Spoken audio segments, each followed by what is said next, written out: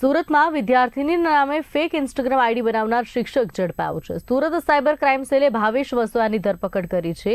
Fake ID દ્વારા શિક્ષકે દુરુપયોગ કર્યો છે। પરિવારે ફરિયાદ કરી છે। સમાધાન બાદ પણ 2025માં ફરી ફેક એકાઉન્ટ બનાવ્યું। પોલીસ તપાસમાં આરોપી તરીકે શિક્ષકનું નામ સામે આવ્યું છે। સાયબર ક્રાઇમની ટીમે કાર્યવાહી કરી અને આરોપીને ઝડપી લીધો છે।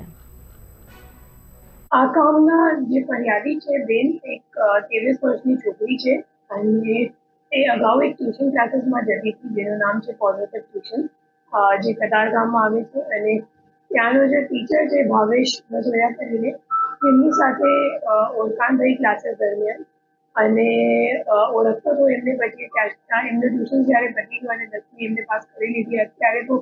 એ જે છોકરી તે જોબ કરે છે પછી પાછળથી 2023માં જે ભાઈ છે ભાવેશભાઈ વસોયા તો એને છોકરીના નામનું એક ઇન્સ્ટાગ્રામ પર એક આઈડી બનાવીને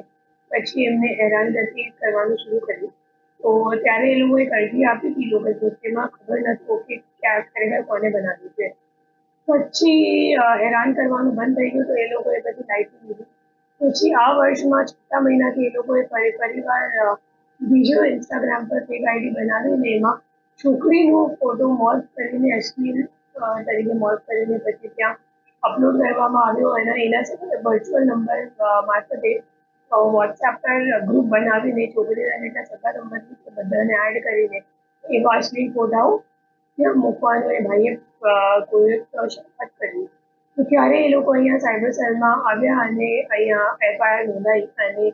એના તપાસ દરમિયાન અમે લોકોએ જ્યારે તપાસ કરી તો ખબર પડી કે ખરેખર એમના જે અગાઉના જે ટ્યુશન માસ્ટર હતા ભાવેશભાઈ વસોયા એના પાછળનું આખી પ્રક્રિયા માસ્ટરમાઇન્ડ બધું એનું કર્યું છે અને અત્યારે આરોપી અમે ઝડપી પાડ્યું છે અને આગે પણ તપાસ અમલ ચાલુ છે।